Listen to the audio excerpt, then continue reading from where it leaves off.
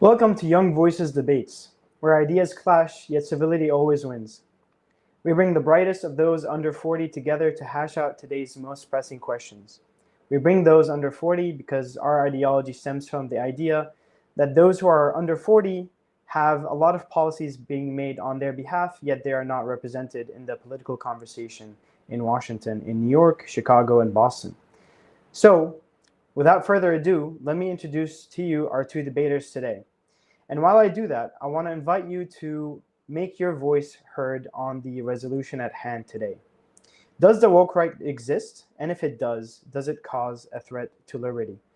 So, as you do so, bring out your phones, scan this QR code, or you can also take a screenshot of this QR code and use it on your phone in your gallery app to click on the QR code and vote, and give us your pre-debate vote and your opinion on the resolution at hand, which again states, does the woke right exist and is it a threat to liberty?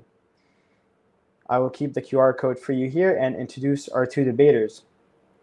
For the proposition, Dr. Aaron Pomerantz, a social psychologist exploring how ideology shapes harm. Dr. Pomerantz is also the Assistant Director of Research at Rice University's Doerr Institute. All right, and for the opposition, we have Liam McCollum, a law student and Libertarian podcast host. Liam brings sharp insight from his work with the Mises Institute and the Foundation for Economic Education. Today, both of our debaters have associations with our parent organization, Young Voices. Liam is a digital commentators track contributor with Young Voices, and Aaron is a Young Voices alumni. These two lads illustrate the mission behind Young Voices to identify young talent in the liberty movement and help propel them into the midst of the conversation. With that, let me introduce them both on stage, and I hope those of you who are still trying to vote have made their way to the QR code and have cast their votes. I will give a couple of minutes as we set the debate stage. Remember, if you are willing to participate in this debate today with us to see how your opinion on the matter changes, whether you hear arguments that sway you in one way or another, please scan the QR code. You'll see three questions. You'll see one question with three options. The resolution stating, does the woke right exist and is it a threat to liberty? And you get to decide whether you agree, you disagree, or you're undecided on the resolution. And the winner of today's debate is determined by the person who is able to sway more votes to their side by the conclusion of the debate. And as I give you this last minute to vote, I'll run you through the timeline moving forward. We will hear 10-minute opening statements from both debaters, 5-minute rebuttals, and then we will have a 40-minute question and answer period from both of our debaters asking each other questions. I, as the moderator, get to ask some questions, and of course, questions from those watching on YouTube and X. And without further ado, let me invite Mr. Liam McCollum to start us off with his opening statement. Liam, please take it away.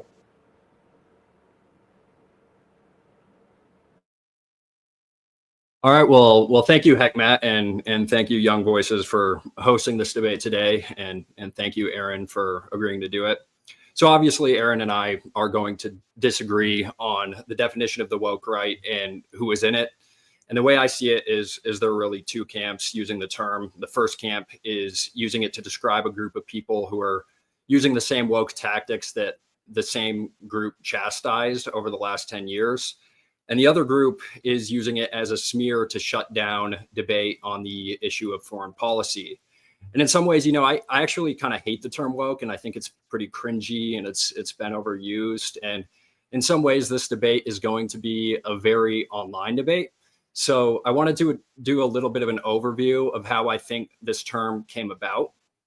I asked a lot of my friends who are apolitical what they think of when they hear the term woke, and they threw a lot of terms out, but really what came up is like this emotional hyper focus on identitarianism, specifically intersectionality, the attempt to thought police, shut down debate, dismiss, or smear people with ad hominems.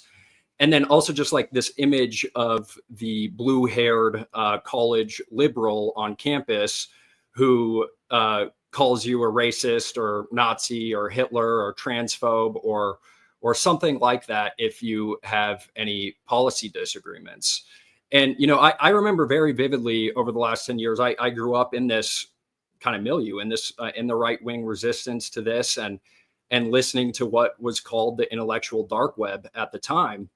And this was a term created by people like Ben Shapiro, Sam Harris, Jordan Peterson, James Lindsay, Brett Weinstein, and various others. And they would all go on Joe Rogan's podcast, and they would discuss this phenomenon. And they were all against it. They were passionately against the woke and this woke phenomenon of people, especially on campus and online, censoring discussion. And, if Ben Shapiro would say, facts don't care about your feelings, if he said that men can't be women and people would get offended, or, he would say 13% of the population commits a certain amount of the crime, and he would rightfully get upset and say, let's talk about policy, not attack people and accuse them of certain terms. And then you also had James Lindsay, who made a mockery of all of this in his grievance study affair, where he published all of these fake studies.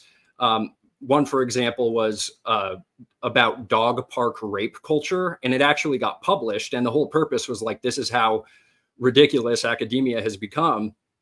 And then Jordan Peterson, I think most famously, and who I was really influenced by, he was fighting against Bill C-16 in Canada, which sought to compel speech. And all of them would talk about the importance of the marketplace of ideas and free speech. And they were all against this leftist culture of castigating all of their opponents as misogynistic or transphobic or racist or Hitler or whatever. And now you fast forward about 10 years and Joe Rogan is still doing this exact same thing he was doing, except now he's wildly more successful. And I think most people kind of attribute that to the fact that his podcast and new media in general is a reaction to this woke, censorious culture and the awful corporate press, and especially COVID. And, then Elon bought Twitter, and Trump, I think, really just did defeat the woke left in this last election. So now you'd think that everyone would be happy and this would be a huge win for free speech. But now you have many of those same people that I mentioned earlier, everyone, I think, except for Brett Weinstein, I'd say, who are asking Joe Rogan why he is platforming certain people like Dave Smith or Daryl Cooper.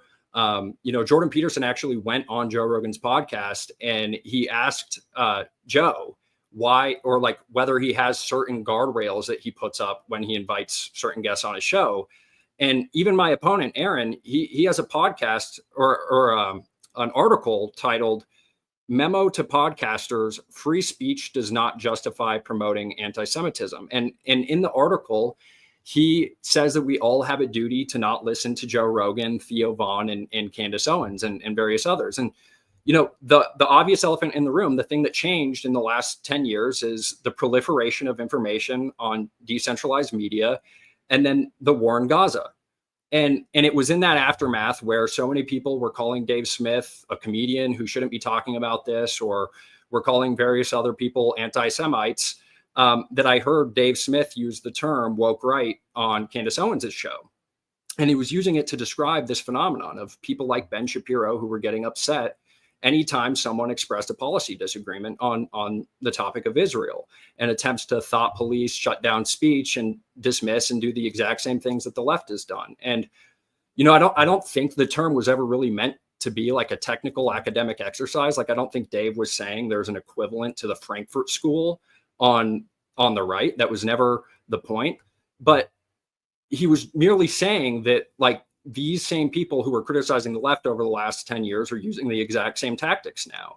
And recently, though, the term has been co-opted. And I think most people identify it with James Lindsay, who has tried to make it somewhat of an academic exercise. And I think Lindsay fails pretty poorly at this. And I think Aaron is not going to be able to make a good case for it either. And I'm looking forward to see what his argument is. But I think woke right has sort of become an epithet, and the only purpose is to apply it to people who are non-interventionists on the right. And this camp is basically trying to reverse engineer the definition and make it like an academic thing to justify calling people woke. And it really has gotten so ridiculous that James Lindsay has applied it to everyone from Tucker Carlson, an Episcopalian Republican, right-wing Libertarian Dave Smith, comedian Theo Vaughn. He's said it about Nick Fuentes, of course, a reactionary type, but he's also applied it to Lucifer. I'm not kidding. I don't know if you guys saw this, but he went on Jordan Peterson's podcast and he goes, another name for Lucifer is Morning Star. What do you do in the morning? You wake up, woke. And like everyone sees how ridiculous this is. Like Brett Weinstein literally had to do an intervention with him where he invited him on his podcast and try to break it down because he doesn't understand it. And Brett's a friend of Lindsay's. And I should say before I go on, I actually was a huge fan of James Lindsay growing up and his New Discourse, his podcast, and his book on cynical theories. It actually helped me a lot when I was going through my undergrad program in college. But it's kind of embarrassing because he's twisting himself in every which way to come up with this definition that doesn't make sense for the entire woke right that he classifies. So one of the definitions he comes up with is woke right means you think people in your particular identity group are oppressed and need to band together in your identity group to fight back and take back power against your enemies. So basically, if you believe in class conflict or anything like that, you're woke. But the problem with this is that Ludwig von Mises argues in Socialism that Marx actually stole his version of class conflict from Frederick Bastiat and the classical liberals. Because Bastiat had this theory that there was the productive class and then there was the parasitic class. And the parasitic class would use taxation and government basically to live off of the productive class that were individuals who relied on voluntary cooperation. And then Marx corrupted this and collectivized it. And then, he also injected dialectic materialism into it. So according to this definition, even Bastiat and the classical liberals, they're woke right. But I mean, and that would be fine if James Lindsay wanted to argue that would be totally fine. But the problem is that James Lindsay identifies as a classical liberal himself. And he's not arguing for a revert to traditional monarchy or anything like that. So according to this very broad definition, I mean, it's just pretty clear that this is an attempt to like reverse engineer the academic definition, and the term woke right is being used as a tool for rhetorical slander, basically to say, hey, you right winger, turn your brain off and don't listen to Tucker Carlson because he happens to agree with a leftist on this issue. And that really is the lowest form of political rhetoric. And in this case, the issue is foreign policy and Israel. So Tucker Carlson, Candace Owens, Theo Vaughn, Joe Rogan, Dave Smith, Matt Walsh, Michael Knowles, and so many others that have criticized Israel over the last 2 years, they're all woke right because they criticize Israel and they use new media to do so. And really, this is just the same tactic that has been used in previous decades to gatekeep the right. And there's nothing new. This has been done over the last 100 years in the interwar period, in the post-war period, in the 50s, during the Cold War. This has happened over and over again, where a certain segment of the right tries to pretend that there is not a non-interventionist trend on the right and there isn't a tradition on the right that is anti-war and that it's just a leftist phenomenon. But that's just not true. And I believe the real threat to liberty is the segment on the right that shuts down debate and embraces the same exact tactics that the left has used over the last 10 years that I thought we all rejected. Thank you very much, Liam, for your opening statement. With that, take it away, Aaron. You have your 10-minute opening statement, and please keep in mind, I'll send time checks in the chat. Thanks, Matt. Yeah, so thanks everyone for being here, and for thanks again to Liam for your opening statement and your arguments. Before I begin with my opening statement, I want to kind of start with the definitions, because I think a lot of this debate is going to center around definitions. And I'm going to argue that, yes, I do believe the woke right meaningfully exists and that it is a threat to liberty, which is the proposition we are here to debate. And I think we need to define three terms here. We need to define liberty, right wing, and woke. And I'm gonna start by saying liberty. I'm gonna tie it to the traditions of the founding. It is the state of human freedom in which we are free to do what we want if we are not restricting the rights of others or meaningfully infringing on the well-being of others. And this derives from the sense of humans having inalienable worth. Typical John Locke stuff. The right wing, I'm going to say, is the informal category designating a broad spectrum of political beliefs, including libertarians, like some of the voices that Liam mentioned, as well as more traditional conservatives and other, shall we say, more extreme voices. I will say I believe authoritarianism can exist on both sides. It is not an inherently right-wing phenomenon. But now we come to this definition of woke, and I think this is where we need to spend some time. My opponent spent a lot of his time talking about it from a non-interventionist perspective, but I really don't think that's a fair definition. The origins of the term come from the African community, American community, using it to say, stay alert against racial prejudice. It was expanded in the 70s to essentially mean well-informed. It was tied to progressivism. And then really in the 2010s, it got tied to a specific form of progressive activism in the wake of the Ferguson protests. And there's been a lot of attacks from the right on wokeism, as Liam alluded to, but there have also been a lot of attacks by the left on wokeism, especially in academic circles, but also in circles like philosophers and voices like in the same spheres as Jordan Peterson and some of the other voices that Liam mentioned. So just for a quick list, a DEI scholar named Chloe Valdery, who's long known for critiquing wokeness, Van Jones, socialist Musa al-Gharbi, moral philosopher Susan Neiman, Rutger Bregman, a climate activist and the author of bestseller book Moral Ambition, Camille Paglia, a name probably familiar to many here, and President Barack Obama have all, by name, as leftists, critiqued wokeism. And they've said it's not about the ideological positions. It is about the tactics being used. They weren't critiquing people in 2020 for marching against police brutality. They were critiquing them for doing so in a way that prioritized grievance politics, performative outrage mongering, and essentially bullying tribalism. And I believe that this critique from within the left wing itself suggests that, yes, wokeness is not a matter of ideology, it's a matter of orientation. And so with that assertion, I would say that, yes, the woke right is a thing that exists. And this is a term that my opponent Liam talked a lot about, James Lindsay. And yes, Lindsay is one of the voices who's used it, but there are plenty of other people on the right who have used it as well. Most recently, I would say the biggest voice on the right to use it is John Stossel. And John Stossel has written a series of op-eds, and he hasn't mentioned non-interventionism once. He's talked about the woke right as being anti-free trade and pro-tariff. Similarly, Rod Dreher, a man who is no one's libertarian and certainly no one's leftist.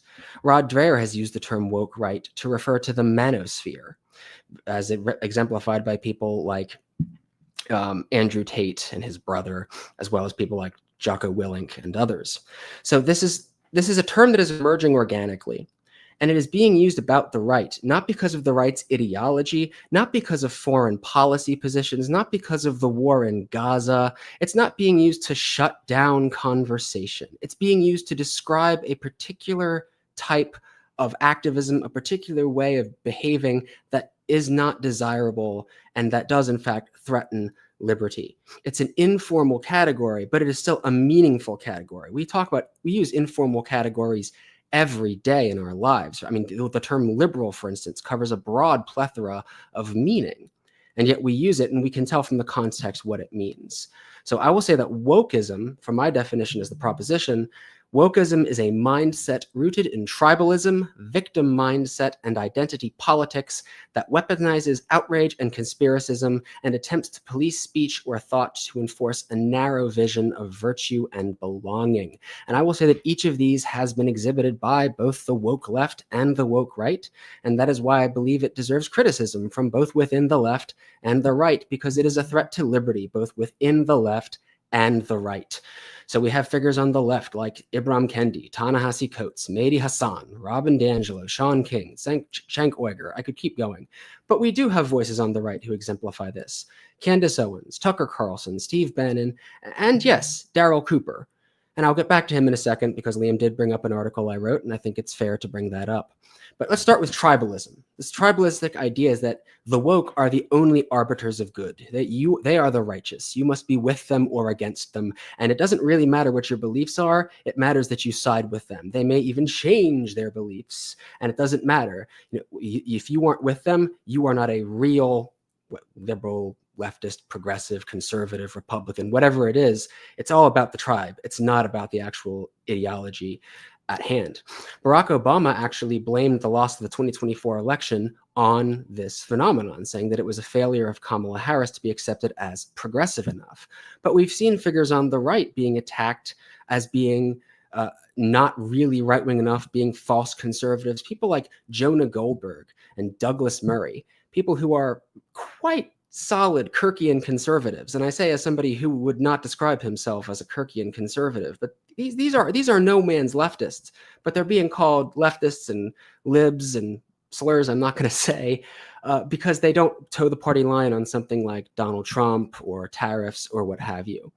Disagreements get called you a cuckservative, a rhino. Even Thomas Massey, a man I would say I am the opposite of a fan of, is currently learning this to his cost because he went against the party line. So the first thing is tribalism, and both sides exhibit this. Second, this idea of power dynamic-driven identity politics. The left has been long obsessed with oppressor-oppressed dynamics and reducing the world into those. This has been very much a discussion within the left in the last 2 years, but the right is doing the same thing. But it's not simply saying, the woke right is not simply saying that power dynamics don't exist. It's not arguing for a more classical liberal or Basquiat idea of equality of equality of origin or equality of opportunity. It is simply reversing who is considered oppressed. So it's men who are oppressed, it's white people who are oppressed, etc. The third is conspiracism. And here's where I do want to bring up the Darryl Cooper argument. Because on the left, we have people like, say, Sean King saying that, yes, actually, police brutality is an attempt to genocide Black people. But then you have, on the right, you have figures like Tucker Carlson saying that there's the great replacement idea that he has talked about per the last count more than 300 times across his different programs, saying that sinister forces are trying to change the ethnic makeup of America in order to attack us. And this was quite well lauded during the Unite the Right rally at Charlottesville. They will not replace us. Finally, there's this idea of bullying tactics and violence. On the left, we've seen this most stupidly and most recently with the whole Sydney Sweeney jeans thing and the Columbia riots. But we've seen this on the right as well. Things like Gillette, when they had an anti-domestic violence campaign, they were accused of being woke and people were canceling their buying of Gillette. And as you can see through these parallels, there's a lot of other interesting things, and this is where I'll get to Darryl Cooper really quickly, that narrate that bring together these two movements, woke right and woke left. And it's that idea of conspiracism. You know, on the left, you have the 1619 Project, which was bad history done by non-historians. And on the right, you have somebody like Darryl Cooper, a man who says that actually Hitler wasn't that bad. The very well-documented Holocaust did not occur. It was just the Germans were bad at keeping prisons. He's a man who's been absolutely excoriated by historians from Harvard to my own alma mater of Hillsdale College. But he was platformed by people like Tucker because he offers this grievance-driven idea of, actually, no, we're not responsible for the bad things that are happening to us. You need to get angry. You need to embrace our side. And and through that, they threaten liberty by calling for expansion of government power. They reject things like separation of powers. They become hostile to free markets. And then they use this idea, they embrace this idea of using the law to reward friends and punish enemies. And I think that kind of attitude is just utterly anathema to liberty. And yet Steve Bannon said, and I quote, "We want retribution. They need to learn what populist nationalist power is on the receiving end." Jeremy Carl from Claremont said, "We must prosecute a number of our political enemies, but Trump cannot limit himself to punishing enemies. He must reward his friends as well." And I believe that this is, in fact, a threat to liberty, and that is my F. Thank you, Aaron, for your opening statement, and thank you both. With this, I open the rebuttals. Liam, please take it away. You have 5 minutes for your rebuttal. Go ahead. All right. Yeah. Thank you, Aaron, for that. I think the issue here is, I mean, Aaron named a lot of features that are on the woke right, like tribalism, power dynamics, intersectionality, conspiracism, bullying tactics, and violence. But none of those really get to the core of the essence of wokeism. I mean, I think what's going on here is what my friend Connor Mortell at the Mises Institute described as, he was citing G.K. Chesterton, because G.K. Chesterton was talking about how people would confuse or conflate certain political and religious movements by confusing the meaning and the machinery behind the political movements and the religious movements. And I think what we've done here is, and what he meant by that is that the machine, each political movement and each religious movement kind of has a certain machinery that it operates by. So like tribalism, for instance. I mean, all of politics is tribal in America. Power dynamics is probably more close to the meaning of wokeism. I'd say that that's probably more central to wokeism. But then conspiracism and deconstructionism are what he described as features of wokeism, or bullying tactics. But these are the machinery that don't really get at the meaning of what wokeism is. And I argue that what Aaron is promoting and what Aaron has promoted in his works and in his writings is far closer to the meaning and the core and the context of wokeism. Because I think what we're seeing here is James Lindsay and Aaron, they're identifying these patterns that exist throughout all political and sectarian movements in America. And they're saying, yeah, you know, there's attempts to censor people. There's attempts to do all of this. And they're saying that is wokeism because it's present on the right. But the real core of wokeism is based in the Frankfurt School and in critical theory, critical legal theory in particular. And Aaron, he has an article titled "DEI Efforts Must Protect Jewish Students or They're Going to Fail." And what he argues in this article is that there is this concept of symbolic racism, that there is an idea that something can be racist even if it is on its face neutral. And this is the very essence of critical theory. It's the whole basis for critical legal theory. And I actually have James Lindsay's Cynical Theories, his book that details the principles of critical theory and the doctrines. And he writes that there's this concept called the death of the author in critical theory, in critical legal theory in particular. And he says that for Derrida, the speaker's meaning has no more authority than the hearer's interpretation, and thus intention cannot outweigh impact. Thus, if someone says that there are certain features of a culture that can generate problems, and I choose to interpret this as a dog whistle about the inferiority of that culture and take offense, there is no space in Derridian analysis to insist that my offense followed from a misunderstanding about what has been said. Intentions are irrelevant. And so in Aaron's article, DEI Efforts Must Protect Jewish Students or They're Going to Fail, he argues, and I'm going to quote him here, a philosophical foundation of DEI is symbolic racism, the concept that prejudice can take insidious, socially acceptable forms beyond explicit hostility. Symbolic racism cloaks hatred in supposedly neutral language, allowing individuals or institutions to maintain discriminatory behaviors while avoiding labels like racist. For example, framing opposition to policies as mere respect for tradition can perpetuate systemic inequality without explicit hostility. He says, Jew hatred has always been remarkably adaptive to prevailing social, political, or cultural climates. Even the term anti-Semitism was first coined to make Jew hatred sound like a legitimate political view. Accordingly, very few modern anti-Semites explicitly say they hate Jews. Instead, they claim to simply be anti-Zionist.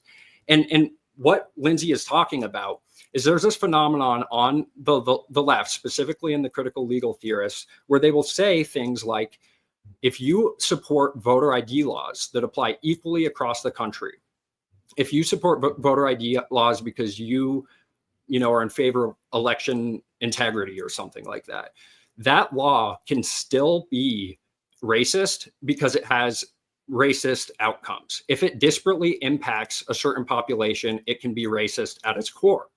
And what we have here in this article is Aaron is arguing that Liam, finish your thought because you're at time. Someone could say that they're anti-Zionist. Someone could say that they oppose Israel and the Israeli government, and that could still be anti-Semitic. So it's actually unfalsifiable, because Aaron is able to say anyone who criticizes Israel is anti-Semitic because the intention doesn't matter. And I would argue that that's closer to the content of wokeism. All right, Aaron, you'll get an extra minute if you choose to use it for your rebuttal. Please take it away. Thank you. So I'm just going to get up from the start and say, I'm not talking about Israel. That's not in the resolution. I don't want to talk about Israel-Palestine here. If people have questions that they want to bring that up, sure, but we're not going to do that. But I do want to bring up this idea that he talked about the 4 traits that I mentioned and said that they don't get to the essence of wokeism. You described them as the machinery, and that they conflate the meaning. And you tie the meaning of wokeism to the Frankfurt School and critical theory. But I would bring up one of the voices I mentioned, Chloe Valdery, who is a DEI scholar, who has explicitly criticized not only wokeness, but also critical race theory, explicitly saying that actually, as somebody who is a critical theorist, she does not like critical race theory because she does not think it is a valid expression of critical theory itself. There could be plenty of other people who did this, but I have a limit on my time. So if you have questions, please raise them. I want to use an example, though, from biology to kind of explain why I think that it is still perfectly fair to call the woke right woke, even if they aren't drawing from the Frankfurt School. Because per my definition, wokeism is simply a matter of tactics. It's not a matter of basic belief, and that is why this term woke right has emerged. So we call both trout and sharks fish. But genetically, lobe-finned fishes like trout are closer to humans than they are to sharks. The evolutionary tree split off that long ago. Fish, however, is a label that is based on the observable characteristics, and it is useful for that purpose. It fins, a tail, gills, living in water, you call it a fish. Whales are not fish, they don't have gills, they have these other things. But yes, coelacanths are fish because they have all 3 of these things, right? In the same way, the woke left and the woke right, nobody is arguing that they are the exacts, that they both have to derive from the Frankfurt School. Or rather, nobody should be arguing. I am certainly not arguing that they both have to derive from the Frankfurt School. John Stossel is not arguing that. I can't pretend to be familiar enough with James Lindsay to say what he's arguing, but I'm not James Lindsay, and I don't feel tied to his positions. I, however, am arguing for a definition of the woke right that exists because they use these 4 tactics: tribalism, conspiracism, bullying tactics, and excuse me. I honestly forget what the 4th one was. Power dynamics. There you go. They use these power dynamics as well. Well, if they exhibit these 4 things, I'm saying that they're woke. You can say that it's the Frankfurt School, but the fact is, people are using this term. They're using the term woke right to describe people who are using these tactics. And furthermore, they're used in kind of an example of horseshoe theory. Even though these 2 groups are coming from very, very different places, ideologically speaking, kind of like sharks and lobe-finned fish are, they are arriving at the same outcome. Again, alternate history created by non-historians. You can say about legacy media all you want. People like Daryl Cooper are not historians. They are anti-Semites, and it is. I'm sorry, I'm going to die on the hill that it is anti-Semitism to say the Holocaust didn't happen. IP can stay out of it. That's anti-Semitism. Similarly, embrace of dictators. You have Tucker Carlson shilling for Vladimir Putin the way your average tanky shills for Stalin or Mao or Castro or Che Guevara. You have Viktor Orban, a man who across the right and the left has been called out as anti-democratic, autocratic, and many other negative terms because he is able to say that, well, I hate the left, so you should embrace me. And they do. Tucker Carlson has even gone so far as to shill for Iran, Qatar, and Saudi Arabia, 2 massive, massive violators of individual rights and liberty. And then again, you have these ideological consequences that go along with them, such as rejecting separation of powers, just like the woke left called for the end of the Supreme Court after the revocation of Roe versus Wade. Now the woke right is crying about activist judges and calling Neil Gorsuch, a man who is basically the reincarnation of Antonin Scalia, woke or a leftist or a liberal because he disagrees with them on something. Like these are tactics that we can use and are being used in the discourse to refer to a meaningful group of people who say a meaningful category of things, and those things meaningfully threaten liberty. And thus I would say that, yes, I do believe the proposition stands regardless of the ideological origins. Thank you, Aaron. You had some time you didn't use. You could use it at a later interjection if you'd like. So with that, thank you both for your opening statements and your rebuttals. Let me open the stage for the question and answer segment of this debate. So would any of you debaters want to start us off with a question to the opponent? You can go ahead, Aaron. I don't have anything right now, but okay, I can start us off. Well, really quick. Go ahead, I guess I would ask. So you argue that like one of the main features of the woke is tribalism and conspiracism, various things like this. Mm-hmm. And you say that it really is the tactics that makes someone woke. So I'm just curious, like, do you think that it's possible for, and I know you don't want to talk about Israel. I know that you said that, but the reality is that in the public discourse on X and on podcasts, the topic that keeps coming up when people are referring to people as woke is Israel. And this is the issue, because people are saying that someone is anti-Semitic if they oppose the foreign policy that's currently going on and the war in Gaza. So like, I know you don't want to address that, but would you ever say that someone who is pro-Zionist can be woke then if they adopt these tribalistic tactics? Because I think this kind of proves the point that like this definition is overbroad, so much so that it could apply to everyone if they were to adopt the same tactics. Yeah, I think that's the purpose of this. Yes, I would say there are some Zionist. Like it has no meaning then. The term has no meaning. Can I please finish? The term has meaning because it is a category of those tactics. One could be a Zionist or an anti-Zionist and not be woke. One could be a Zionist or an anti-Zionist and be woke. The same way one could be a Democrat or a Republican and be woke, or a liberal or a conservative and be woke. It's a category of these tactics. The same way one could be a shark, a cartilaginous fish, and one could be a trout, a lobe-finned fish. They are still fish. And no, I don't think it's overbroad, because I think when you have these four things together, that's a lot of boxes to check. You know, you said that tribalism, everyone's tribalistic. Well, I don't think they are. There was a time in this country where Thanksgiving dinner wasn't canceled because somebody wouldn't take off their MAGA hat, or somebody had to throw a hissy fit over an economic policy and calling it murder. That not everyone is that tribalist. That is not an innate condition. That is a choice about how people choose to conduct themselves. But the problem with this is that the term woke has a context and a tradition and a meaning. When we referred to woke over the last 10 years, we were referring to people based in critical legal theory and critical race theory. And I know you can say like other people have used the term, like John Stossel, but James Lindsay is like the progenitor of this term. This is where it came about. I agree with your history of the woke. I do believe it started benign, but in the 2010s, there was a very specific meaning that was tied to critical theory.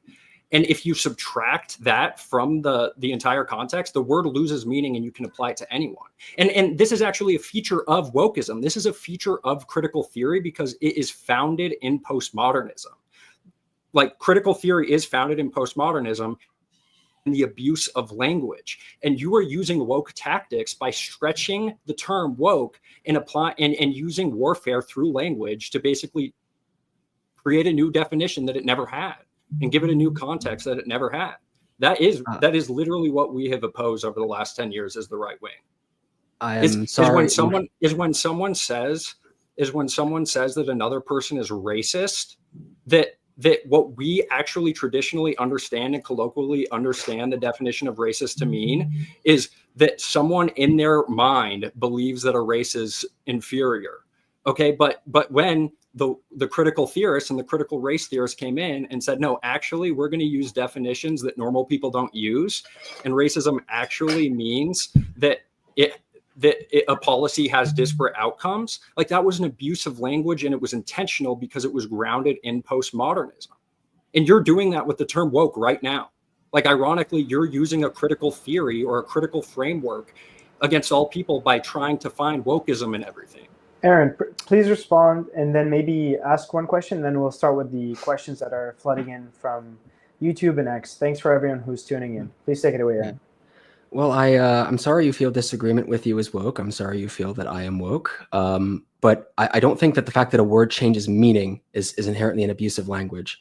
The term liberal, classically speaking, and outside the US, refers to something more like libertarian in the United States. However, I don't tell Europeans that I know that they're abusing language. Words mean different things. Language evolves. The fact is, the woke right is being referred to meaningfully as a construct, as a group. These tactics, you really seem dedicated to trying to tie this to critical theory, and yet the right has not even done that. It is. It absolutely. Please give me my time. Superman, the movie, was decried on Fox and Friends as woke. Why? Because it said that Superman is an immigrant, a fact that is just literally, by the facts of the comic book, for almost 100 years true. Bill Burr is being called woke because he criticized Donald Trump, even though he criticized Barack Obama. You're genuinely, and Joe Biden, you're telling me that Bill Burr is being called woke because he's read critical theory and he goes on stage and his Boston accent just goes, yeah, let's talk about the Frankfurt School. No, he isn't. The word was abused by the right to just refer to things I don't agree with. And then it was organically evolving into this designation, much like fish, that applies to certain tactics being used that the right is using. So I'm sorry that you don't like my tactics. I'm sorry you seem to think that I'm woke, but I don't believe that I am engaging in critical theory here. And I don't think that's a valid argument. All right, let's start with one of the questions that are coming in. Aaron, is part of the problem here that people get too wrapped up in labels and idea genealogies rather than the ideas themselves? And of course, Aaron, you can comment on that afterwards. That's a really good question. Because on the one hand, I would say I agree in the sense that, yeah, we tie ourselves too much to our identity. We tie ourselves too much to labels and how we understand ourselves, both in minor ways and in very important ones. But at the same time, those categorizations are how we make sense of the world around us. You know, I'm a social psychologist by training, and those labels, whether it's little things like in high school, are you the emo, the punk, or the jock, or whether it's things like liberal, conservative, woke, non-woke, those are important to us. And they're also important to how we understand other people with whom we interact.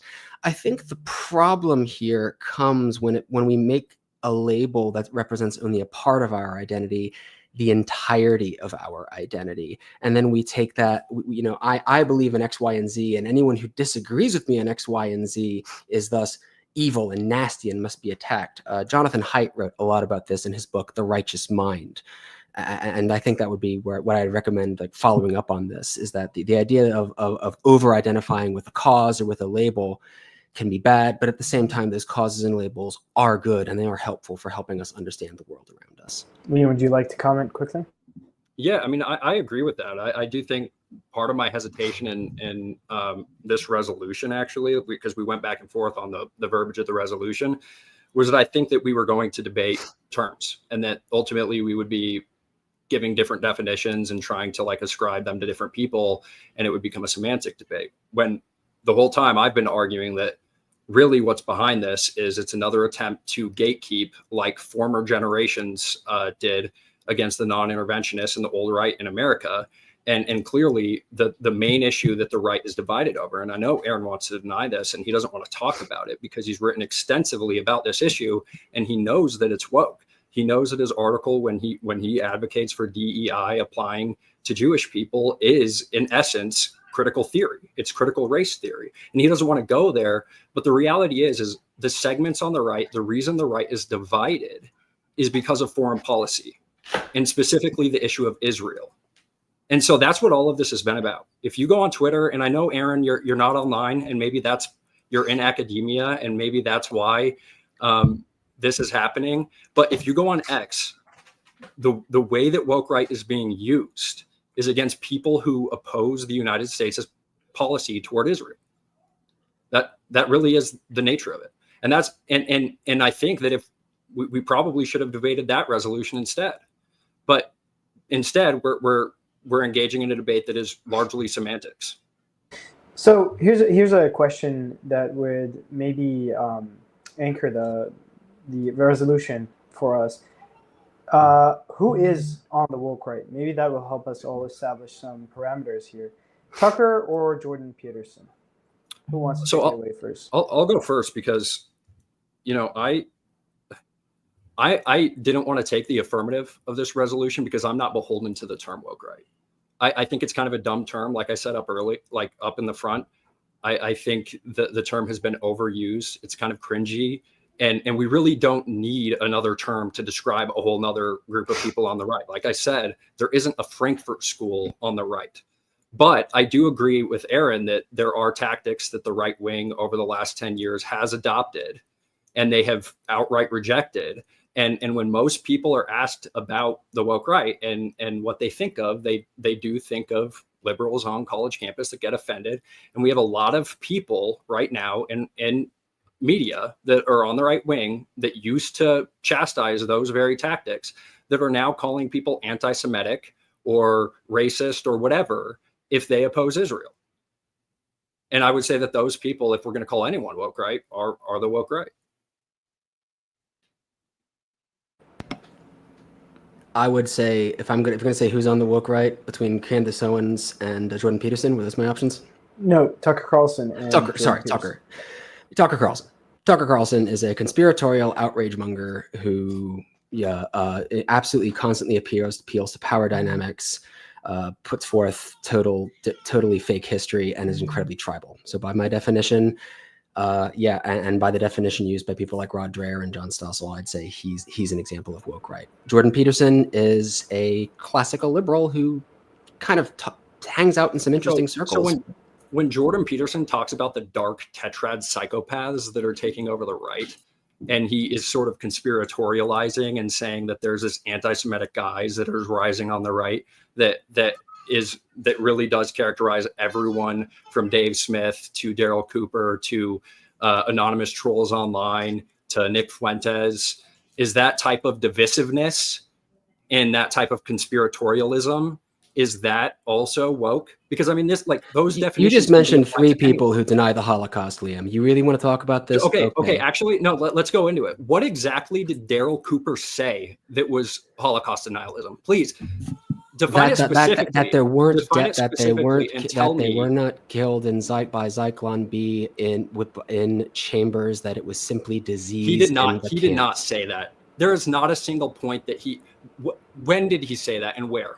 He said it on Tucker. He said it on Joe Rogan. And I'm not going to have this discussion with you. So let me jump in. This is the whole essence of the conversation, Aaron. No, it's the essence of the conversation you want to have, not the resolution. Let me jump in real quick. You're accusing Daryl Cooper of a career-ending thing, and you better come with proof. Liam, let me jump in real quick. I understand, Aaron, you have some hesitations about discussing Israel. So let's talk about the anti-war thrust that has been evident within that supposed woke right movement. So we see that there's a division on MAGA. Some call it the woke right versus not woke right. Some call it the anti-war versus the pro-war divide. So why does it happen that so many of these characteristics are ascribed to those who seem to be on the anti-war front? Let's not focus on Israel specifically, but let's take Iran as an example. A lot of these people who have been described as woke right by James Lindsay and by Douglas Murray tend to be those who called against the war. Can you just address that in the context of this conversation, please, Aaron? I would say that it's the reasons that they're going against Iran. Going against the U.S. for Iran. There's a lot of saying that basically we are fundamentally corrupt. There's denying of Iran has never attacked the U.S., which is just not true if you understand how proxy war works. And how Hezbollah works in terms of how they relate to Iran. There's this claim that because justifiably, it is a justifiable claim that we interfered in the Iranian Revolution. That was a bad move. I'm not going to debate that, but that somehow says that we should not, the Iranians would never attack us. There's a fundamental cultural misunderstanding, and I've written on this as well, between how Western liberal dignity cultures think about war and how honor cultures in the Middle East think about it. And there's this sort of assumption that, oh, well, Iran promised us pretty please they wouldn't attack us. And, Frank, it's just Western hegemony that hates Iran, and we the Western aggression. That's the only reason they hate us. It's like, well, no, they're an Islamic fundamentalist death cult who oppress their own people. That's why they hate us. And there's this kind of downplaying of that I think is why people don't like. They're saying, hey, I don't think it's our business, but if they attack us, destroy them. I wouldn't call that woke right. I would say the sort of attempt like Tucker did to say, oh, they're not that bad. This is all our fault. This is all brought on us. They only hate us because of this thing. This fundamental refusal to understand the dynamics at play that I think gets ascribed to the woke right. But I don't think Iran and war really work as a woke non-woke distinction, which is why I think people like John Stossel and colleagues bring it more into the realm of economics. All right, Liam, please address the same question. But quick note, one of you guys has their phone that's vibrating on the table that holds the microphone, and it is causing a little bit of a disturbance. So if you can just address that. Liam, please take it away. Yeah, can you restate the question again? Sorry. The question was about, so it was a question mainly for Aaron. If you don't want to address it, it was about the anti-war movement that has also been accused of being woke right. Yeah, why is it that mainly non-interventionist voices have been called woke right? Exactly. Okay. Yeah. Yeah, I mean, I guess I would kind of respond by asking Aaron a similar question, like, who is there anyone in the non-interventionist right who is popular right now that you wouldn't say is woke right? I'm just curious because I think this will help us like kind of come define things a little bit. Who I would say is not woke right and is not interventionist? Mm-hmm. Yeah, I would say Dave Smith. I'm not saying I like him. I'm not saying I agree. I'm not saying I like him. I don't say I agree with him. But I gave a definition with 4 topics, and I would say that he avoids, for all the other things I don't love about him, he very much avoids the calls for government censorship and using government as a tool to punish enemies and reward friends that I think is present among people like Candace, Daryl Cooper, Tucker Carlson, etc. So I would say that he's anti-war. I don't like his arguments, but I don't think I'd call him woke right. No. What about the conspiratorialism? So for instance, yeah, absolutely. But that's so does it 4 things, not 3. Dolphins aren't fish. So do they have to meet all 4 qualifications in order for it to be so woke? Speaking of, let me interject real quick with a question for you, Liam. Liam, are you disputing Aaron's 4 pillars of wokeism as the definition, or do you not believe these characteristics exist on the right? No, of course, I think these characteristics exist on the right. I mean, that's my whole point. Is I think you can find, I think Aaron's definition is so broad that it can be applied to almost anyone. Aaron, would you like to comment? I just don't think that's true. I don't think you're going to does everyone have their side? Yes, everyone always has had a side, but I would not say that's the same as tribalism. That's not the way tribalism is or has ever been used. The identity politics, again, one can point out, and I've written on this too, one can point out that there are problems that men face without saying men are the real victims, Me Too was a scam, women are the real, the typical manosphere stuff. Conspiracism. One can be anti-immigration or pro-immigration without saying that there's the great replacement theory or that globalists are going to come after us. And then there is, bullying and performative outrage mongering. We can have discussions about things calmly, rationally with the people in our own space, or we can get on X and scream into the void and all turn on each other and ruin Thanksgiving for everyone. No, I don't think it's that broad. No, I don't think this hits everyone. And I think that in all honesty, this it's hitting a growing number of people because yes, this phenomenon has recently spread and gotten a lot worse on the right. Hence the advent over the last couple of years of the term woke right. So I mean, I jump in. Go ahead. Liam, quick response, and then I'll jump in with a question for you. Yeah, I was just going to say, I mean, I'm seeing a lot of tribalism from yourself and the fact that you're calling out people like Daryl Cooper, who is clearly not a Holocaust denier. If you would actually listen to what he said, I mean, he's addressed the Tucker Carlson and Joe Rogan podcast extensively. He posted he literally just got in an argument with Alex Berenson on X, and this has been addressed. And I think Dave Smith is debating this right now with Alex Berenson. And then the idea that we are having fake outrage about anything, I mean, what are you doing right now? You're calling Daryl Cooper an anti-Semite. Like, So, is that not a feature of wokeism? No, it's an accurate identification. But you have yet to justify it. I'm not.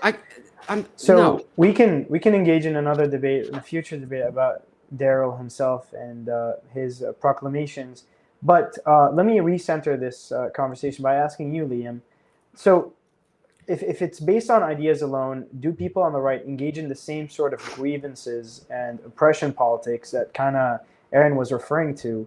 Do you deny that there's some sort of usage of the same tactics that we saw for 15 years from the woke left? So, I mean, I think really what people are getting at is like the reactionaries on the right. Like what people are really getting at when they talk about grievance politics and identitarianism is people on the right and the anonymous trolls online who are anti-Semitic. I mean, I'm seeing it too. Like, I'm seeing it in my comments on X, and I acknowledge that it is a thing, and I'm not a fan of it. I think that it's very concerning, and I don't know exactly what it is. But my critique is like, why are we calling it woke? I mean, like, we have a word for it. It's called reactionary. Everyone over the last 10 years acknowledged that if the left went too far, that the right would go far as well. And it shouldn't be surprising to anyone. And so, of course, I think there are legitimate grievances, or there are grievances happening, and there's grievance politics happening on the right. But the problem is they are being lumped in with legitimate grievances. So what we have here is what's called an adjacency tactic. And this has happened all throughout history, especially in the 20th century with like the America First Committee, where people would bring up Charles Lindbergh and say that the entire non-interventionist tradition on the right is anti-Semitic because one thing that Charles Lindbergh said in Des Moines, when he gave his Des Moines speech. But then people would neglect to bring up Garrett. People would neglect to bring up John Taylor or John T. Flynn. People would neglect to bring up other senators. They would forget to bring up like Robert Taft and various others. And they singularly focus on this figure and one thing he said, Charles Lindbergh, to castigate the entire America First Committee as being anti-Semitic. And that's exactly what's happening today. I mean, Nick Fuentes is the perfect example. People bring up Nick Fuentes all the time as being identitarian, as being someone who focuses on identity politics and is reactionary. But the problem is they're being lumped in with people like Dave Smith and Tucker Carlson, who do have very legitimate grievances. And the problem is if you actually like lump them together and neglect the very legitimate grievances, I'm worried about what will happen in this country, because I do believe reactionaries are real in this country. I don't think they're woke. There's something else. We don't need to use a term that already has a meaning and a context to describe them. But in the same vein of grievances, sorry to interject, Liam, but I want to keep the questions going because we have a lot of them. In the same vein, I would like you, Aaron, to respond to this question. If wokeness is a matter of grievance, what is the woke right issuing their grievances against? Institutions, culture, dignity itself? Similar to what Liam was talking about. Where is that stem of grievances coming from? I think there's a lot of for specific topics they have their grievances against. I think one of the ones that you see the most, and it's a really interesting one, it's sort of a horseshoe theory one, is this idea of elites. You see a lot of the same rhetoric that you would have heard at, say, a Bernie Sanders rally back in 2016 being used on the right. Embrace of economic policies. I mean, literally, in the case of Liz Warren, her economic policy has been praised by the woke right as good because they're going to take down the elites. You see a lot of it in things about in white grievance, I would say, as well. The attempts to legitimize the lost cause myth that come up every now and then in America for the last 150 years in American history, attempts to try to again redeem World War II, or at least try to say that Hitler wasn't that bad, Churchill was worse, etc. I think you see it in attempts to bring back this imaginary status quo that they feel has been stolen from them. And you see this with maybe sort of the more manosphere element of it. And I think this reflects the woke left. The woke left has several different causes where people don't necessarily agree between the causes. Things like LGBTQ rights, things like racism, sexism, anti-colonialism, what have you. These different causes, people don't necessarily agree on all of them, but these causes within them, you have people who exhibit these 4 pillars or these 4 core traits of wokeism, and they turn on each other sometimes when they're not, maybe you're right on LGBT and you're not correct enough on anti-colonialism. The same way one might be okay on the woke right. Oh, you have the right ideas about elites, but you don't share our views on World War II, and so people go at each other and have these fights that Liam is referring to on X. Can I Liam, respond to that? You can quickly respond, and then I want to interject with a question about the Christian nationalist movement that's we are seeing in the United States. Does that comprise a portion of that woke right movement? How does it factor into the conversation? But please respond and then address the question. Yeah, so I mean, I guess, well, I was going to ask a question of Aaron, because what I'm really wondering is, like, so is elite theory or something like that akin to your definition of woke right? Because I mean, like, we see woke or elite theory on the neoconservative right as well. And so I guess I'm just wondering, do you think it's a reiteration of my question from before? Like, do you think the neocons, when they embrace elite theory, are also woke right? I'd have to ask what you mean by elite theory. I mean, this idea that, like, the elites should be replaced by new elites and stuff like that, and that the current elites are corrupt, and that anyone that mentions that we need to throw off the current elite is woke.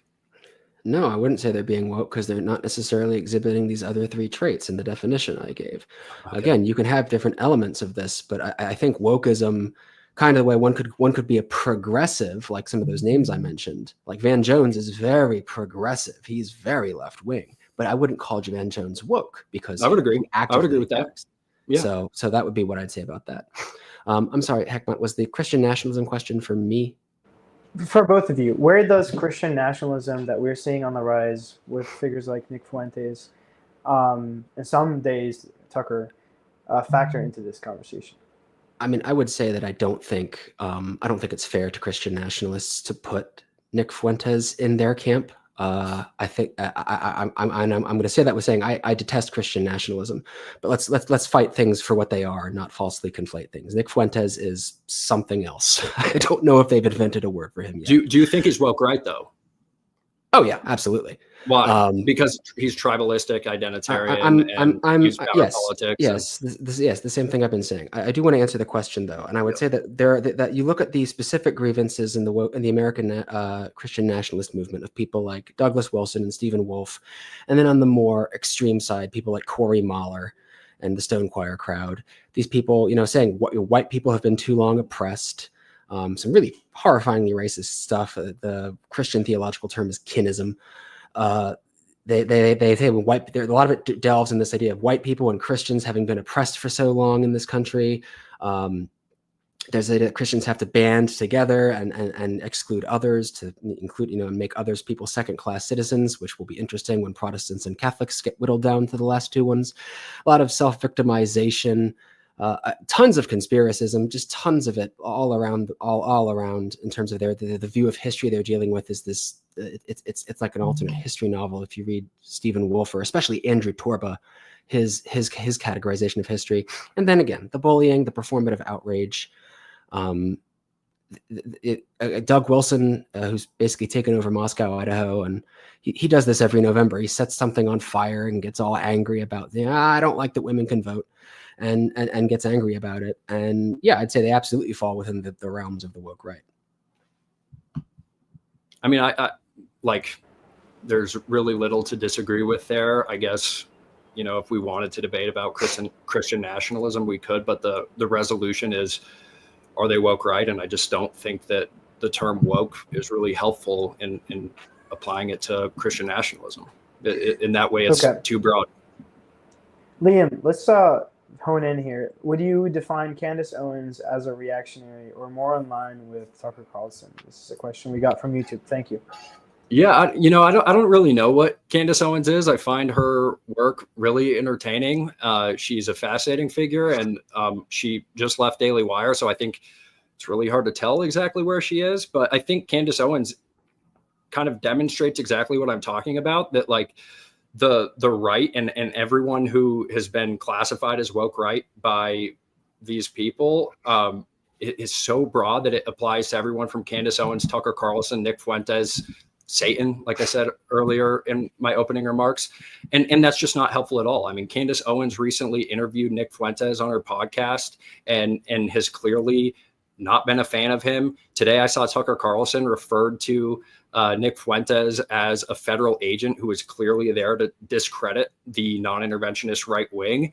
And so I think like this attempt by Aaron and others to say Tucker Carlson and Nick Fuentes are in the same camp that are tribalistic. I mean, they're tribalistic within the group itself. So it's just not that helpful at all to really like woke has a context and we should use it in its context.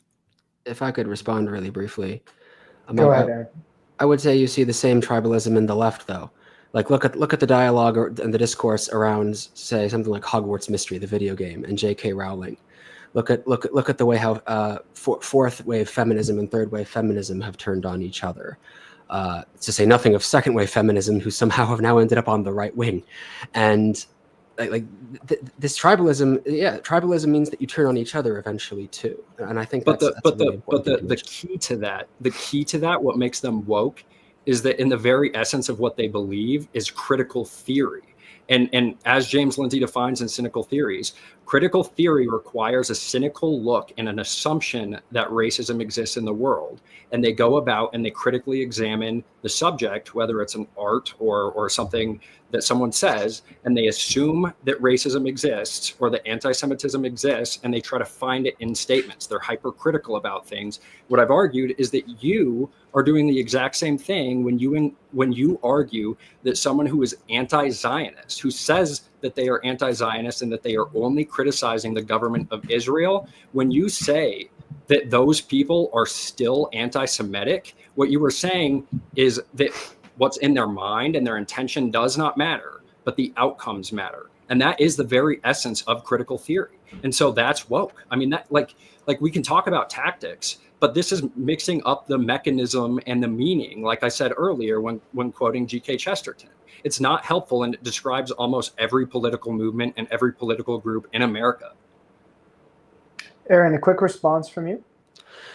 Yeah, I would say that I'm not bound to James Lindsay's definition. I've said that all this time. As I'm not going to take the bait for the IP issue, but I would say that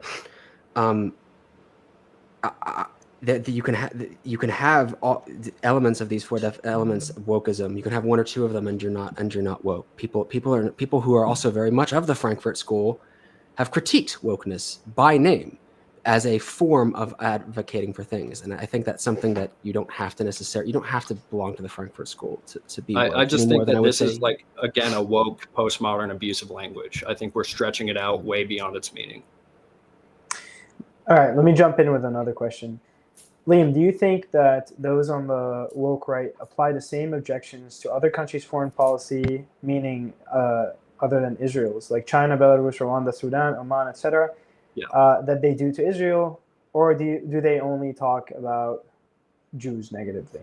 Yeah, so I mean, I think what this comment is getting at is, often people online like James Lindsay are accusing us of being cultural relativists. That is really what they're trying to get at. So the assumption is that because there is a very legitimate work of literature, the post-colonialists is a critical theory. It's a class of this woke theory that really do try to say that Western values and Middle Eastern values or third world values are on the same playing field, and that they're very postmodern and trying to equate them, and it is moral relativist.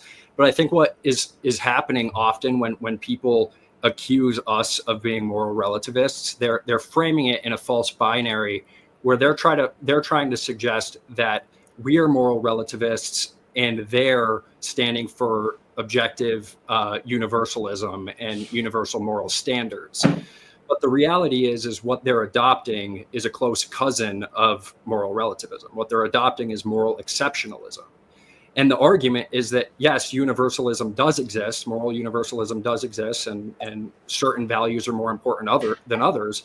but we can actually suspend and we can exempt ourselves from the universalism and the universal principles whenever we need. And that is exactly what we're doing in Israel or in Gaza. I think when I criticize Islamism, as Aaron has done, I acknowledge that Western values are a lot better than the Middle Eastern values and third world countries and the values exhibited there. But the problem is my Western values also inform why I'm criticizing Israel's behavior in Gaza. And so therefore I'm actually proposing a universal moral ethic, and I'm trying to apply it equally, where someone like Aaron in all of his writings, and again, he doesn't want to talk about it, but he keeps bringing up all of these issues. He keeps bringing up Daryl Cooper. He keeps bringing up foreign policy. And then when I push him on it, he doesn't want to talk about it, even though it's a lot of his writing. Like he is arguing for a close cousin of this postmodern, post-colonialism. Aaron, please go take it away. Respond. If we're going to bring up everything I've ever written, like, okay, so first of all, at the very least, I worked a lot harder on my empirical work. Could you please reference that? It would be nice. Second of all, it's good stuff, by the way. It's good stuff. I've read some of it. Thank you. Yeah. Thank you. It's great. I also I want to say, we're here for a debate on a very specific and limited topic. I wouldn't really like to debate foreign policy on Israel, but I could. But I brought up anti-Semitism, which is not the same thing. And I brought up John Stossel talking and Rod Dreher talking about woke right, not to do with Israel. You keep bringing just let me clarify this. Let me clarify this, because I think you're missing it. I get that that's what you're saying, but my definition is that you are adopting certain tactics of the left by calling people anti-Semites. And when you advocate for DEI programs to apply to Jewish people, you are using a critical legal theory. Like, you are using the framework by advocating for symbolic racism and saying that facially neutral things or facially neutral statements can still be racist. So I'm saying you are woke. You are adopting woke tactics, and specifically when it comes to these issues. So I know you don't want to talk about Israel, but it is the core of it. So I know we don't want to pin this conversation further, and we are running out of time, but the chat yearns for the conversation about IP. So one quick question, and then I think we'll top it off with a bunch of questions, and we'll ask you to address these questions in your closing remarks. Aaron, another question on the anti-war movement, and essentially asking, why is this new definition of folk right solidly, firmly associated with the post-October 7th war in Israel-Gaza, and how does the term happen to only afflict those who are anti-war? I would say it doesn't, and I think the entire premise of that question is flawed. Again, when John Stossel has written several pieces about this, he's talking about trade policy.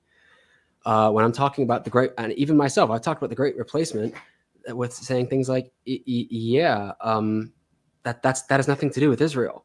Even people like another anti-war person who I would say is not woke right would be Thomas Massey. I don't like him, but he is not woke right. It's not being anti-war, is being anti-Israel for whatever reason is not the defining feature of woke right. Nobody's saying that except for Liam, and apparently the corners of X that he sees and I don't. And if that's how you want to do it, that's great. But that's not the definition I'm putting forward. That's not the definition that Rod Dreher or Stossel or even James Lindsay is putting forward. That's a different debate. If you want to have that debate, I'm sure Casey can find beautiful people in the Middle East Fellowship who would be willing to take that on, and who will sound so much smarter than me, and they're so much better than that. God love them. But that's not the debate we're having here tonight. And it's you can be anti-war and woke. You can be anti-war and non-woke. You can be pro-war and woke. You can be pro-war and non-woke. That's just not relevant to the proposition. So in the same vein here, really quickly, another question: if the woke right exists, then what's an example of one policy that they all agree on? Liam and Aaron, please. I mean, I don't think there is one. I mean, that's half my argument, is that the term is clearly overbroad and overused. But I know that like Aaron doesn't want to talk about James Lindsay's argument or what's being talked about on X, you know, where most of this discussion is happening. And just like him not being frequented in James Lindsay's definition on this stuff, you know, I haven't really looked into John Stossel's, but the idea that the woke right is based around trade policy is just ridiculous. I mean, John Stossel is a libertarian, so I understand it. He's a little autistic like me. So he's focused on free market economics, and he is saying, you know, like someone who opposes his free market economics is there for woke right. But like, that is ridiculous. I mean, the idea that the American founders who believed in tariffs are woke right because they weren't free marketers on trade policy is just, I mean, it's clearly just an overbroad definition that's being applied to everyone. Okay, Aaron, if you want to comment, and then we have a couple of questions to leave you before we go to the closing statements. I would say there is not going to be a single policy that they all agree on. Just the same as the way I don't think you'd find a single policy all the woke left are going to agree on. You want to talk about positions? Yeah, there might be broad positions, but go to your local Tumblr thread or Blue Sky or whatever they're on these days, and even something relatively simple about racism or sexism, they're going to be at each other's throats because some of them are going to think that they're going too far, some of them are going to think they're not going far enough. That's a part of the tribalism element and the bullying. So I'm not sure you're going to find a single policy position they're all going to agree upon. All right. Well, thank you both for a robust exchange of ideas here. Really appreciated the tenor of this discussion. I'm going to leave you with a couple of questions. Hopefully, you can address them in your closing remarks. You don't have to if you don't want to. Here we go. So the question for both of you: awake from what, or awake to what in this context? A question for Liam that you'll address. Liam, you stated every movement under Aaron's definition could be woke. Do you think every political movement in the U.S. is conspiratorial? And a question for Aaron: didn't your article on DEI initiatives claim that the current incarnations of DEI are ineffective, but that if DEI protected all viewpoints, i.e. defended free speech, it could be positive? And with that, I will open the floor for Liam for your 5-minute closing remarks. Please take it away, Liam. Yeah, so the comment about woke, like awake from what? I mean, I think this kind of just demonstrates how ridiculous the discourse has been. James Lindsay in his talk with Brett Weinstein, I highly recommend everyone check that out because I'm basing most of this debate off of James Lindsay's work. And I think it just becomes so transparent in that interview with Brett Weinstein how ridiculous this is. But at a point he says like, oh, wokeism is just not Gnosticism when people say they wake up to something. But the problem is that like he woke up to this, right? And it's just like the term is so broad that it is completely removed from the context that James Lindsay was teaching us all about when he wrote Cynical Theories and was talking about the critical theory and how that's really the basis of wokeism. And I will say, what I did want to address is this claim that like Daryl Cooper was akin to the 1619 Project, because something you often hear from the James Lindsay types is that we are deconstructing certain myths and that makes us woke because we're revisionists. But the problem with that standard is that, you know, all of history is somewhat revisionist. And, you know, I know he didn't want to talk about World War II and Churchill and Daryl Cooper's actual comments, like when he said that Churchill was the chief villain of the 20th century. You know, if someone says there are two people, A and B, and they're fighting, and someone says that B is a bad person, it doesn't necessarily follow from that they don't think A is also an evil person, or they could even still hold that A was the person that all the moral fault belongs to. But he didn't want to get into that, even though that really is the core of this. But, you know, even like all historical revisionism or all historical work is really revisionist in some way. And you had Henry Kissinger, who believed that the war guarantee, Britain's war guarantee to Poland was a blunder, and that was the real cause of World War II. And Niall Ferguson, an English historian, also believed that. So are they woke right because they're tearing down history and all of these myths, or are the economic historians, the free market economic historians who said that the Great Depression wasn't caused by everything that FDR said it was? Like, were they also revisionist or somehow woke? Like, I think the definitions that have been put forward, and I know I fully acknowledge that Aaron has adopted totally different definitions, but it's outside the context of the discussion. Like the current framework that has been introduced by James Lindsay is ridiculous. And it's also, in a way, critical. Like, he is taking a cynical view that all of the people on the right are woke, and he's trying to criticize and assumes that position and then reads it into everything else. And he's also abusing language by expanding woke beyond its original meaning. And I will say, I just think, like I said in my opening statement, what is happening here is this is clearly just a gatekeeping tactic that we have seen historically on the right, like with the National Review Republicans trying to throw out the JBS guys and Murray Rothbard and Ayn Rand, or the America First Committee being castigated as anti-Semitic, or when Frank Meyer said that there isn't really a old right tradition that is non-interventionist on the right wing and just assumed that it never existed. I think that is exactly what is happening right now. A lot of the people, I mean, all of the people who have been called woke right are on one side on the non-interventionist issue, and these people are not. There's not really a clear standard as to what differentiates them, or at what point someone who is critical of U.S. foreign policy isn't woke or isn't anti-Semitic. And I would just say, I think Aaron really is, he didn't want to address a lot of my points when he didn't want to address my definition of woke. And when I brought up his articles and suggested that he believes symbolic racism, and he believes that people can be anti-Semitic based off of the consequences of their beliefs, that really is the core of critical theory, and that is the whole basis of wokeism. And I really wish that he would have engaged me on that topic. Thank you very much, Liam, for your closing statement. Aaron, please take it away. You have 5 minutes, but you have also 30 seconds in the bank that you can use. All right, thank you so much. So my opponent seems to have showed up for a different debate than the one we were given here today. The proposition as it stands is the woke right exists and is a threat to liberty.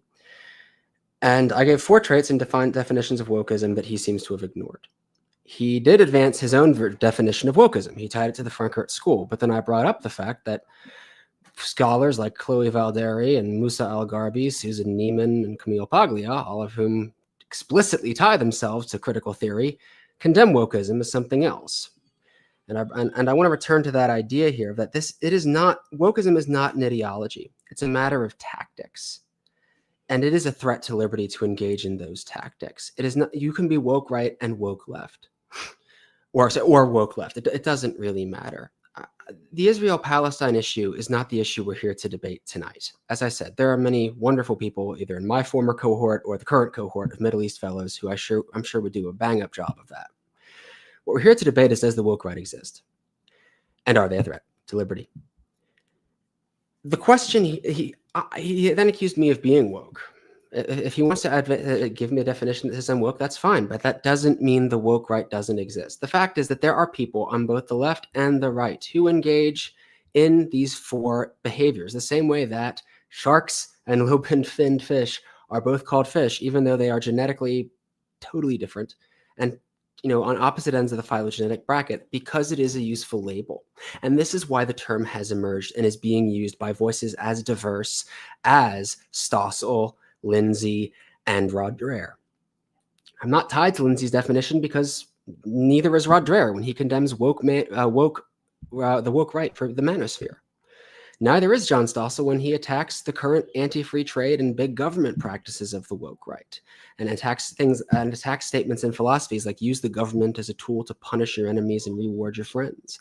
Because it's not about saying, oh, it's this exact thing and nothing else. It's saying there are these 4 pillars: this tribalism, the power dynamic identity politics, conspiracism, and bullying tactics that define what wokeism is.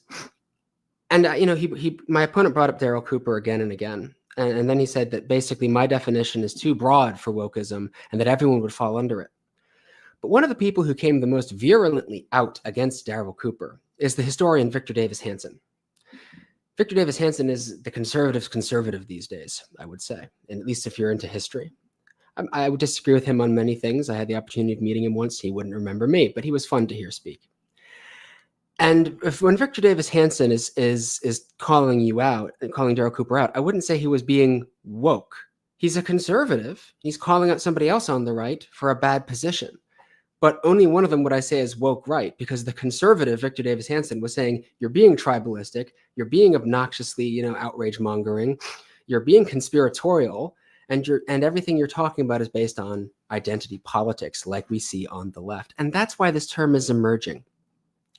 My opponent talks about it being gatekeeping. I don't think it's gatekeeping. It's just a label. I'm not saying anyone should be kept. I'm not saying they should be kept out of the discourse. I think they should be vigorously met in the discourse. It's why I'm having this debate and why I agreed to this. I think this is an important topic to discuss and come together on. And that is why I address this definition. It's why I've consistently tried to bring us back to this resolution, which is that the woke right exists and that it is a threat to liberty. Because of their tactics, I believe they are a threat to liberty. And because this is a term that is meaningfully being used, I think the woke right exists. We can say it's an abuse of language, but by that standard, the use of woke with the Frankfurt School is an abuse of language, because awake to what meant awake to racism's existence in the 1960s pre-civil rights, or 1930s through 60s pre-civil rights South. It wasn't an abuse of language to broaden the definition. Language evolves. To that end, I believe language has evolved again here. This relates to a meaningfully existent group, and that group is a threat to liberty. And I can only hope the audience agrees with me as we turn it over to voting. And thank you all for showing up. This has been a great evening. Thank you both for an excellent debate and an engaging exchange of ideas.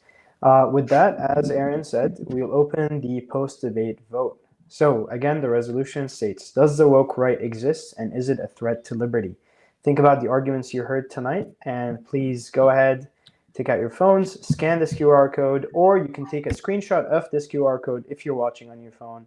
Go to the Gallery app or the Photos app on your phone and click on the QR code. You'll be able to access the voting. Once more, you'll be asked, do you agree, disagree, or are undecided on the resolution at hand? As you do so, I have some announcements. We are partners with the Soho Forum Debate Society in New York City. Their debates are not only in New York City, but they also stream them like we do ours. They have a set of upcoming excellent debates that we highly encourage you to engage with, either by watching the stream online or going in person in New York City. August 12th, they have President Trump's deportation policies generally violate key civil liberties as set forth in the U.S. Constitution. Debating the affirmative, we have Glenn Greenwald, and for the negative, Anna K. Gorsuch. On September 15th, paying for sex should be a crime, the resolution states.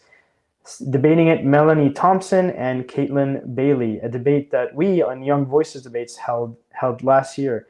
But we opened up a lot of questions that needed to be answering. Therefore, we have this round 2 going on with the Soho Forum. October 21st, we have the resolution stating, the failure of Oregon's experiment in decriminalizing all drugs is compelling evidence that other attempts at complete decriminalization will fail just as badly. That's on October 21st. Debating it, we have for the affirmative, Kevin Sabat, and for the negative, Zach Weissmuller. So please go to Soho Forum, thesohoforum.org. And another note here, if you email gene@thesohoforum.org, he will give you a free ticket if you are a youth under the age of 40, in the general vein of our debate society. So again, gene@thesohoforum.org if you would like a free ticket to one of these debates in person. All right, let me see how we're doing on the votes. It seems like, okay, good. It seems like a lot of you have already cast your votes. So we can move on to the final slide here. All right. Well, again, thank you both for an excellent debate, a very engaging debate. We had a number of people vote pre, 43 total, with the agree, the proposition, taking 37.21% of the vote, the disagree taking 25.58% of the vote, the undecided taking 37.21% of the vote.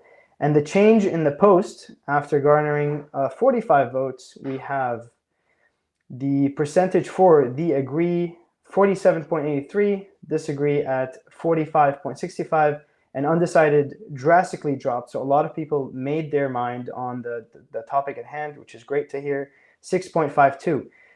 Therefore, the change is as follows. Those who changed to agree with Aaron's position for the proposition are 10.30%. Those who, a change of 10.30%. And for the disagree, a change of 19.68%, which means, Liam, congratulations, you are the winner of this debate. The opposition wins. So with that, this concludes our debate. Thank you again. A big thank you to both of our debaters for bringing the heat and the humility of a very important and pressing topic. And of course, thank you to our audience who engaged and sent in very engaging, very intentional questions that were rife with curiosity about the topic at hand. And we leave you with this. Until next time, keep thinking freely and debating boldly. Thank you and good night.